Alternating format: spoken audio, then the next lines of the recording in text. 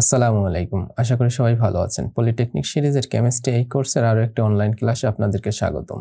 আজকের ক্লাসটি আমাদের পাঠ্য বইয়ের ১০ম অধ্যায় তড়িৎ রসায়ন এই টপিক নিয়ে আলোচনা করব। আজকের ক্লাসে আমরা আমাদের পাঠ্য বইয়ের ১০ম অধ্যায় তড়িৎ রসায়ন এই টপিক নিয়ে আলোচনা করব।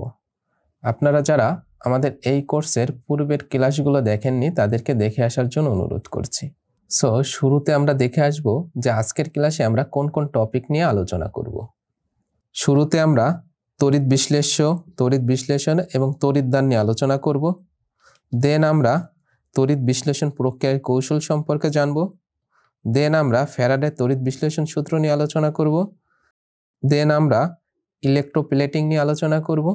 দেন আমরা গ্যালভানাইজিং সম্পর্কে জানব এবং আমরা যখন প্রত্যেকটা টপিকস নিয়ে আলোচনা করব তখন আমরা জানব যে এই টপিকস থেকে আমাদের সেমিস্টার ফাইনাল পরীক্ষায় প্রশ্নগুলো কিভাবে হতে পারে এবং প্রশ্নগুলো আমাদের মাঝে কিভাবে উপস্থাপিত হতে পারে এই সম্পর্কে বিস্তারিত আলোচনা থাকবে।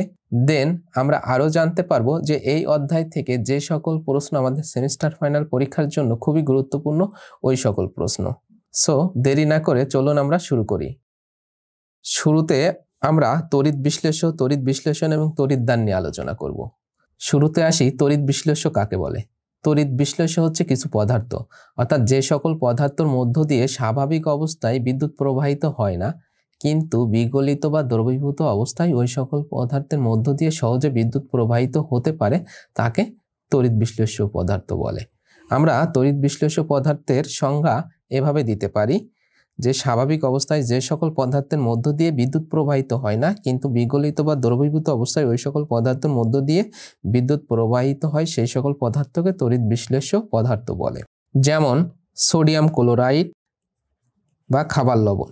স্বাভাবিক অবস্থায় বা কঠিন অবস্থায় এই সোডিয়াম ক্লোরাইডের মধ্য দিয়ে কোনো বিদ্যুৎ প্রবাহিত হয় না কিন্তু এই সোডিয়াম ক্লোরাইড যদি পানিতে দ্রবীভূত করা হয় অথবা সোডিয়াম ক্লোরাইড যদি গলে যায় তখন এই সহজে সোডিয়াম ক্লোরাইড উক্ত দ্রবণে বিদ্যুৎ প্রবাহিত হয়। এই কারণে সোডিয়াম ক্লোরাইডকে কি বলা হয়? ইলেকট্রোলাইট বা তড়িৎ বিশ্লেষ্য পদার্থ।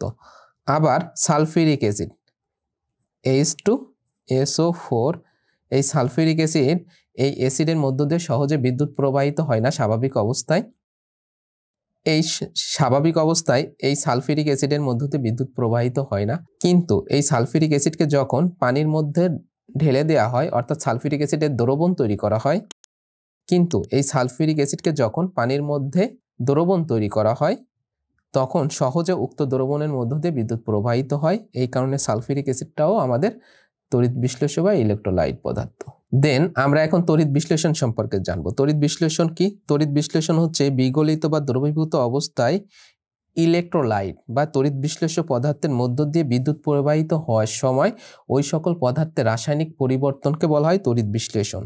অর্থাৎ যে সকল পদার্থের মধ্য দিয়ে স্বাভাবিক অবস্থায় বিদ্যুৎ প্রবাহিত হয় না কিন্তু বিগলিত বা দ্রবীভূত অবস্থায় বিদ্যুৎ প্রবাহিত হয় ওই দ্রবণের মধ্য দিয়ে বিদ্যুৎ পরিবাহিত হওয়ার সময় ওই সকল পদার্থের যে রাসায়নিক পরিবর্তন হয় তাকে বলা হয় কি?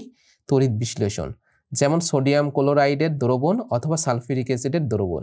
এই সালফিউরিক অ্যাসিডের দ্রবণ অথবা সোডিয়াম ক্লোরাইড বা খাবার লবণ দ্রবণে যদি আমরা বিদ্যুৎ প্রবাহিত করি তাহলে এই লবণ অথবা সালফিউরিক অ্যাসিডের যে রাসায়নিক পরিবর্তন ঘটে তাকে আমরা কি বলবো? তড়িৎ বিশ্লেষণ বলবো। দেন আমরা এখন তড়িৎদ্বার সম্পর্কে জানবো। তড়িৎদ্বার হচ্ছে এই বিগলিত বা দ্রবীভূত অবস্থায় ইলেকট্রোলাইট পদার্থের মধ্য দিয়ে বিদ্যুৎ পরিবাহিত করার জন্য যে ধাতব দণ্ড ব্যবহার করা হয় তাকে বলা হয় কি? তড়িৎদ্বার বা ইলেকট্রোড। তড়িৎদ্বার বা ইলেকট্রোড। যদি আমরা একটা পাত্রে কিছু পরিমাণ সোডিয়াম ক্লোরাইড বা সালফিউরিক অ্যাসিডের দ্রবণ নিই এবং ওই দ্রবণের মধ্যে যদি আমরা তামার দণ্ড অথবা লোহার দণ্ড অথবা দস্তার দণ্ড বা অ্যালুমিনিয়ামের দণ্ড দিয়ে আমরা যদি সেখানে বিদ্যুৎ প্রবাহিত করি তাহলে ওই দণ্ডকে আমরা কি বলবো? তড়িৎদ্বার বলবো। অর্থাৎ যে দণ্ডের মাধ্যমে বিদ্যুৎ প্রবাহিত করা হয় উক্ত দ্রবণে সেই দণ্ডকে বলা হয় কি? তড়িৎদ্বার বা ইলেকট্রোড। সো আমরা এই টপিক থেকে তিনটি বিষয় জানলাম। একটা হচ্ছে তড়িৎ বিশ্লেষ্য বা ইলেকট্রোলাইট কি? তড়িৎ বিশ্লেষ্য হচ্ছে কিছু পদার্থ যে সকল পদার্থের মধ্য দিয়ে বিগলিত অবস্থায় বিদ্যুৎ প্রবাহিত হয় বা দ্রবীভূত অবস্থায় বিদ্যুৎ প্রবাহিত হয়, কিন্তু স্বাভাবিক অবস্থায় বা কঠিন অবস্থায় ওই সকল পদার্থের মধ্য দিয়ে বিদ্যুৎ প্রবাহিত হয় না। সেই সকল পদার্থকে আমরা তড়িৎ বিশ্লেষ্য বা ইলেকট্রোলাইট পদার্থ বলবো।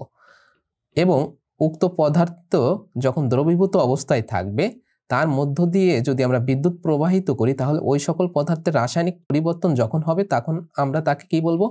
তড়িৎ বিশ্লেষণ বলবো। এবং এই বিদ্যুৎ প্রবাহিত করার জন্য যে দণ্ড ব্যবহার করব তাকে আমরা কি বলবো? ইলেকট্রোড বা তড়িৎদ্বার বলবো। এখন আমরা দেখব এই টপিক থেকে আমাদের সেমিস্টার ফাইনাল পরীক্ষার জন্য প্রশ্ন কেমন হতে পারে। শুরুতে অতি সংক্ষিপ্ত প্রশ্ন। অতি সংক্ষিপ্ত প্রশ্ন হিসেবে থাকতে পারে আমাদের যে তড়িৎ বিশ্লেষক কি অথবা ইলেকট্রোলাইট পদার্থ বলতে কি বুঝো। দেন আমাদের থাকতে পারে তড়িৎ বিশ্লেষণ কাকে বলে। দেন আমাদের থাকতে পারে তড়িৎদ্বার কাকে বলে। দেন আমরা এখন সংক্ষিপ্ত প্রশ্ন দেখব যে এই টপিক থেকে সংক্ষিপ্ত প্রশ্ন কেমন হতে পারে। আমাদের সংক্ষিপ্ত প্রশ্ন থাকতে পারে যে তড়িৎ বিশ্লেষণ বলতে কি বুঝো, উদাহরণ দাও, বা তড়িৎ বিশ্লেষ্য পদার্থ বলতে কি বুঝো, কয়েকটি তড়িৎ বিশ্লেষ্য পদার্থের নাম লিখো ইত্যাদি। আশা করি এই টপিক থেকে যদি আমাদের সেমিস্টার ফাইনাল পরীক্ষায় কোনো প্রশ্ন করা হয় তাহলে অবশ্যই আপনারা তার অ্যান্সার করতে পারবেন। দেন আমরা এখন দেখব আমাদের এই অধ্যায়ের বাকি টপিকস, অর্থাৎ তড়িৎ বিশ্লেষণ প্রক্রিয়ার কৌশল। এই তড়িৎ বিশ্লেষণ প্রক্রিয়া কিভাবে সংঘটিত হয়। আমরা স্ক্রিনে একটি ফিগার দেখতে পাচ্ছি যেখানে আয়তাকার একটা পাত্র ব্যবহার করা হয়েছে এবং এই পাত্রের মধ্যে আমাদের খাবার লবণ অর্থাৎ সোডিয়াম ক্লোরাইডের দ্রবণ তৈরি করা হয়েছে, যেখানে সোডিয়াম ধনাত্মক আয়ন হিসেবে আছে এবং ক্লোরিন ঋণাত্মক আয়ন হিসেবে বা ঋণাত্মক আধান হিসেবে আছে। এবং এই পাত্রের মধ্যে দুইটি দণ্ড দেখতে পাচ্ছি। এই মেটাল দণ্ড দুইটি হচ্ছে আমাদের কি ইলেকট্রোড বা তড়িৎদ্বার। এই ইলেকট্রোডের এক প্রান্তে আমাদের ব্যাটারির পজিটিভ প্রান্ত যুক্ত করা হয়েছে এবং আরেক প্রান্তে ব্যাটারির নেগেটিভ প্রান্ত যুক্ত করা হয়েছে। এই পজিটিভ প্রান্ত অর্থাৎ যে দণ্ডের সাথে ব্যাটারির পজিটিভ প্রান্ত যুক্ত করা হয়েছে তাকে বলা হয় অ্যানোড এবং ব্যাটারির নেগেটিভ প্রান্ত যে মেটাল দণ্ডের সাথে যুক্ত করা হয়েছে তাকে বলা হয় কি ক্যাথোড। অবশ্যই আপনারা মনে রাখবেন অ্যানোড কি? ব্যাটারি বা সোর্সের পজিটিভ প্রান্ত যে দণ্ডের সাথে যুক্ত করা হয় তাকে অ্যানোড বলে এবং ব্যাটারি বা বিদ্যুৎ উৎসের নেগেটিভ প্রান্ত যে দণ্ডের সাথে যুক্ত করা হয় তাকে ক্যাথোড বলা হয়। যেহেতু আমরা ব্যাটারির পজিটিভ প্রান্তকে অ্যানোড বলবো সে কারণে যেহেতু এই দণ্ডটি ব্যাটারির পজিটিভ প্রান্তের সাথে যুক্ত, এই কারণে এই দণ্ডে আমাদের কি যুক্ত হবে? ক্লোরিন। ক্লোরিন আয়নটা এই দণ্ডের চারিপাশে কি হবে? আস্তে আস্তে আস্তে আস্তে যুক্ত হবে এবং আমাদের বিপরীত যে দণ্ডটি আছে, যে দণ্ডটি আমাদের ব্যাটারির নেগেটিভ প্রান্তের সাথে যুক্ত আছে, সেই প্রান্তে আমাদের পজিটিভ আধান অর্থাৎ সোডিয়াম ধাতুটা যুক্ত হবে। কেন? আমরা জানি পজিটিভ নেগেটিভকে আকর্ষণ করে। যে দণ্ডে ব্যাটারির পজিটিভ প্রান্তে ছিল ওই দণ্ডে আমাদের নেগেটিভ আধান অর্থাৎ ঋণাত্মক চার্জ যুক্ত হবে, ক্লোরিন পরমাণু যুক্ত হবে। আবার যে দণ্ডের সাথে ব্যাটারির নেগেটিভ প্রান্ত যুক্ত আছে ওই দণ্ডের সাথে আমাদের পজিটিভ আধান বা সোডিয়াম ধাতু যুক্ত হবে। এটি হচ্ছে আমাদের তড়িৎ বিশ্লেষণ প্রক্রিয়ার মূল কৌশল। এই তড়িৎ বিশ্লেষণ প্রক্রিয়ার মাধ্যমে আমরা একটা ধাতুর উপর আরেকটা ধাতুর প্রলেপ দিতে পারবো। যেমন আমরা যদি এই যে দ্রবণটা তৈরি করেছি সোডিয়াম ক্লোরাইডের, এই সোডিয়াম ক্লোরাইডের দ্রবণ তৈরি না করে আমরা যদি জিঙ্ক ক্লোরাইড বা জিঙ্ক সালফেটের দ্রবণ তৈরি করি, যেখানে কি থাকবে? জিঙ্ক থাকবে। এবং আমরা যদি দুইটি লোহার দণ্ড উক্ত দ্রবণে দিয়ে আমরা যদি ব্যাটারির পজিটিভ প্রান্ত এবং নেগেটিভ প্রান্ত যুক্ত করি তাহলে লোহার দণ্ডের অর্থাৎ ব্যাটারির নেগেটিভ প্রান্ত যে দণ্ডের সাথে থাকবে সেই দণ্ডের উপরে কি যুক্ত হবে? জিঙ্ক ধাতু যুক্ত হবে। জিঙ্ক ধাতু যুক্ত হয়ে উক্ত দণ্ডের একটা কি হবে? জিঙ্কের একটা প্রলেপ তৈরি হবে। প্রলেপ তৈরি হওয়ার ফলে কি হবে? আমাদের মরিচা প্রতিরোধী একটা প্রলেপ তৈরি হয়ে যাবে লোহার উপরে সহজে, আর ওই লোহার দণ্ডে কি হবে না? মরিচা পড়বে না।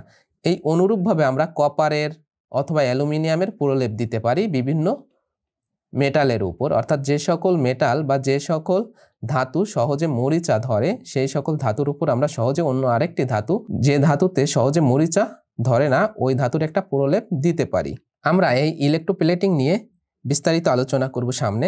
এখন আমরা দেখলাম যে তড়িৎ বিশ্লেষণ প্রক্রিয়ার কৌশলটা কেমন। এখন আমরা দেখব এই টপিক থেকে আমাদের প্রশ্ন কেমন হতে পারে।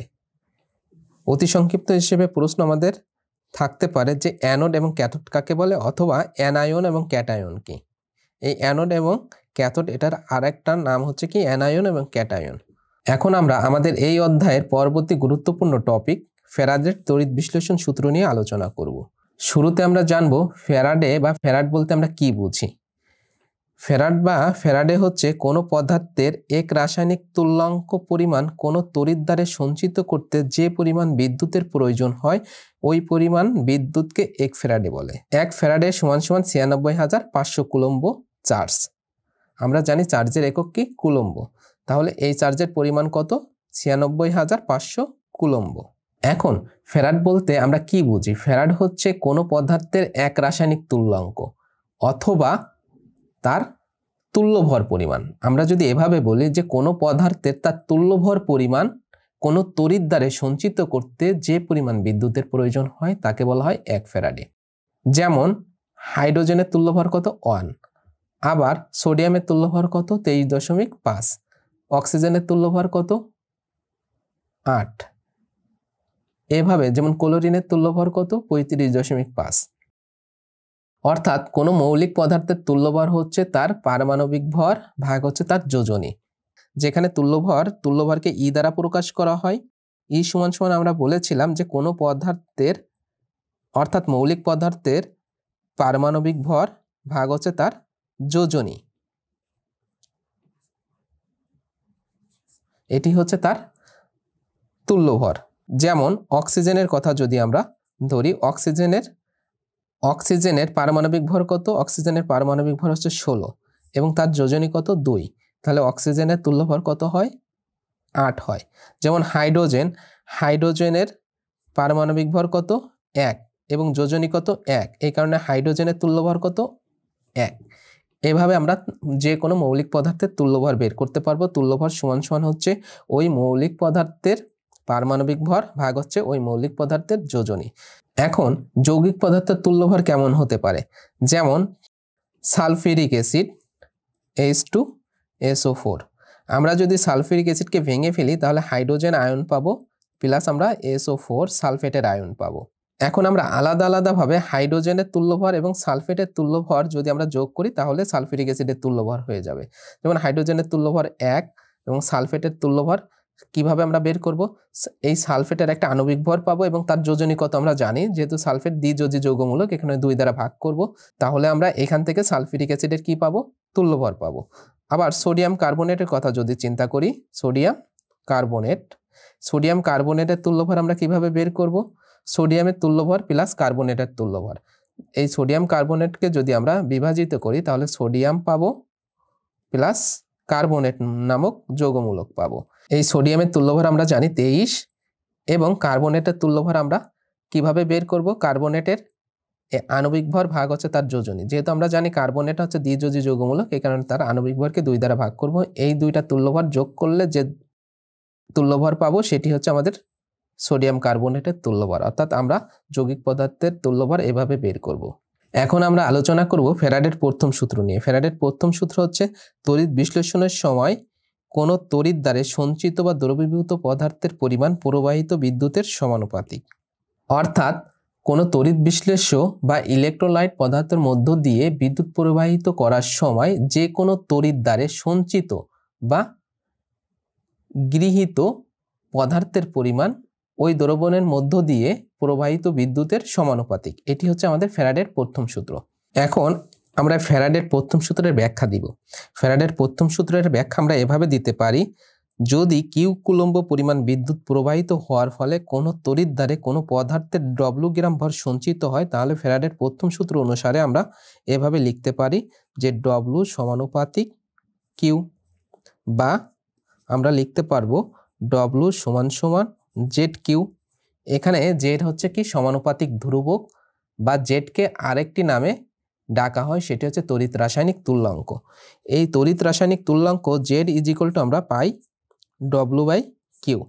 এখন এই তড়িৎ রাসায়নিক তুল্যাঙ্কের সংজ্ঞাটা অনেক বেশি গুরুত্বপূর্ণ, কেননা এই তড়িৎ রাসায়নিক তুল্যাঙ্ক এই প্রশ্নটা আমাদের সেমিস্টার ফাইনাল পরীক্ষায় অনেকবার এসেছে, যার কারণে এই জেড বা তড়িৎ রাসায়নিক তুল্যাঙ্ক কাকে বলে আমাদের সেমিস্টার ফাইনাল পরীক্ষায় থাকার সম্ভাবনা বেশি। এই তড়িৎ রাসায়নিক তুল্যাঙ্কের সংজ্ঞা আমরা এভাবে দিব। এখানে কিউটা কি? কিউটা হচ্ছে প্রবাহিত বিদ্যুতের পরিমাণ। আর ডব্লুটা কি পদার্থের পরিমাণ। এখন আমাদের যদি কোনো ইকুয়েশন এই অনুপাত আকারে হয়, অর্থাৎ হর এবং লব আকারে হয়, তাহলে তার সংজ্ঞার ক্ষেত্রে আমরা শুরুতে হর থেকে শুরু করব, শেষে লবে যেয়ে শেষ করব। হরে কি আছে, কিউ আছে। এখন কিউর পরিমাণ তো আমরা জানি না যে কতটুকু বিদ্যুৎ প্রবাহিত করব, এই কারণে আমরা কি করব, একক লাগিয়ে দিব। অর্থাৎ একক পরিমাণ বিদ্যুৎ প্রবাহিত হওয়ার ফলে যদি কোনো তড়িৎ দ্বারে ডব্লু পরিমাণ পদার্থ যুক্ত হয়, তাহলে তাকে বলা হয় ওই পদার্থের তড়িৎ রাসায়নিক তুল্যাঙ্ক। তাহলে তড়িৎ রাসায়নিক তুল্যাঙ্কের সঙ্গে কি বলেছি, একক পরিমাণ বিদ্যুৎ প্রবাহিত হওয়ার ফলে কোনো তড়িৎ দ্বারে যদি ডব্লু পরিমাণ পদার্থ যুক্ত হয় তাকে তড়িৎ রাসায়নিক তুল্যাঙ্ক বলে। অথবা আমরা এই তড়িৎ রাসায়নিক তুল্যাঙ্কের সঙ্গে আমরা এভাবে দিতে পারি, কোনো ইলেকট্রোলাইট পদার্থের মধ্য দিয়ে বা তড়িৎ বিশ্লেষ্য পদার্থের মধ্য দিয়ে একক পরিমাণ বিদ্যুৎ প্রবাহিত হওয়ার ফলে ওই পদার্থের ডব্লু পরিমাণ যদি কোনো তড়িৎ দ্বারে সঞ্চিত হয় তাকে ওই পদার্থের তড়িৎ রাসায়নিক তুল্যাঙ্ক বলে। এই তড়িৎ রাসায়নিক তুল্যাঙ্ককে জেড দ্বারা প্রকাশ করা হয়, Z is equal to W by Q. এখন এই প্রবাহিত বিদ্যুতের পরিমাণ কিউ, এই কিউকে আবার কি করা হয়, আইটি দ্বারা প্রকাশ করা হয়। অর্থাৎ টি সেকেন্ডে যদি আই অ্যাম্পিয়ার বিদ্যুৎ প্রবাহিত হয় তাহলে কিউ সমান সমান হবে কি, আইটি। এখন কিউকে যদি আমরা আইটি দ্বারা প্রকাশ করি তাহলে আমরা জেড ইজিক্যাল টু কি পাবো, জেড সমান সমান ডব্লু ভাগ আইটি। এখানে টি ইজিক্যাল টু হচ্ছে সেকেন্ড এবং আই ইজিক্যাল টু হচ্ছে অ্যাম্পিয়ার। এই ছিল হচ্ছে আমাদের ফ্যারাডের প্রথম সূত্রের ব্যাখ্যা। দেন আমরা এখন ফ্যারাডের দ্বিতীয় সূত্র নিয়ে আলোচনা করব। ফ্যারাডের দ্বিতীয় সূত্র, যদি বিভিন্ন ইলেকট্রোলাইট পদার্থের মধ্য দিয়ে একই পরিমাণ বিদ্যুৎ প্রবাহিত করা হয় তবে বিভিন্ন তড়িৎ দ্বারে সঞ্চিত বা দ্রবীভূত পদার্থের পরিমাণ তড়িৎ রাসায়নিক তুল্যাঙ্কের বা তুল্যভরের সমানুপাতিক।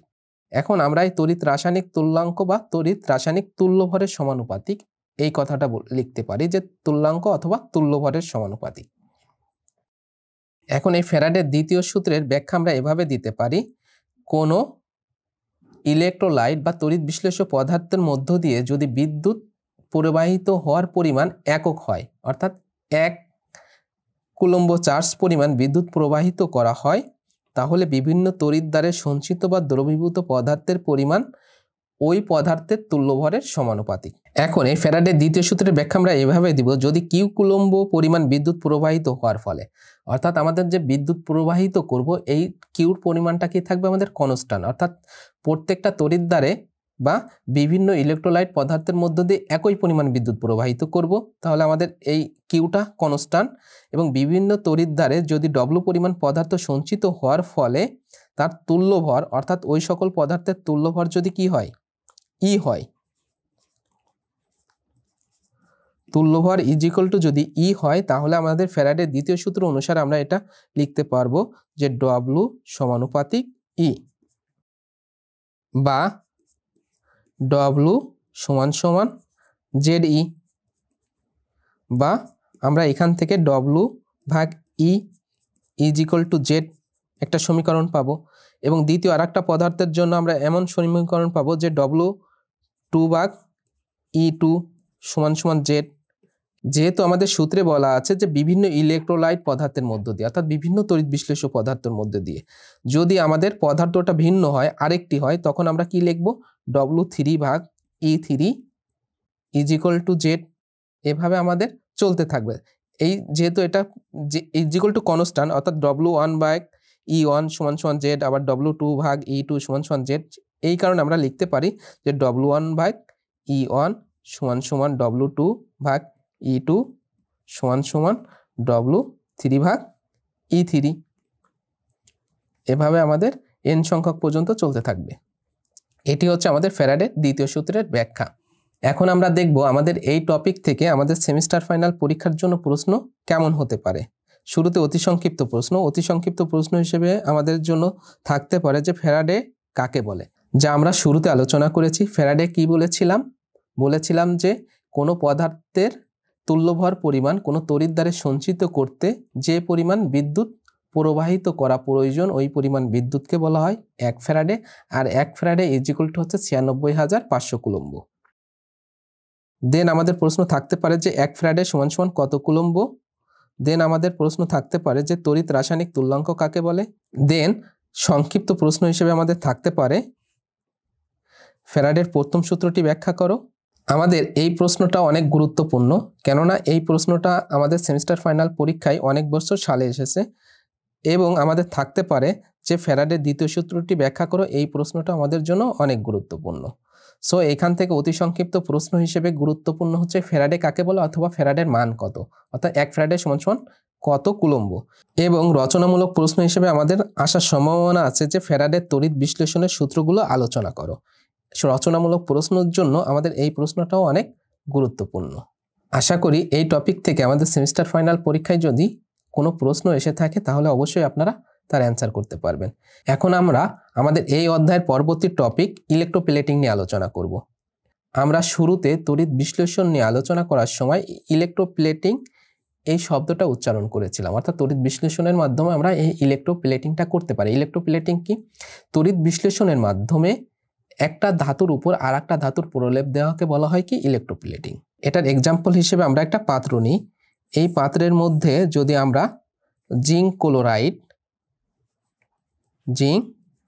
ক্লোরাইড লবণের দ্রবণ তৈরি করি এবং এই পাত্রে যদি আমরা একটা লোহার দণ্ড প্রবেশ করাই, আমরা মনে করলাম যে আমাদের এইটাই হচ্ছে আমাদের লোহার দণ্ড এবং এই লোহার দণ্ডের সাথে যদি আমরা ব্যাটারির নেগেটিভ প্রান্ত যুক্ত করার ফলে আমাদের এই নেগেটিভ প্রান্তে এখানে কি যুক্ত হবে?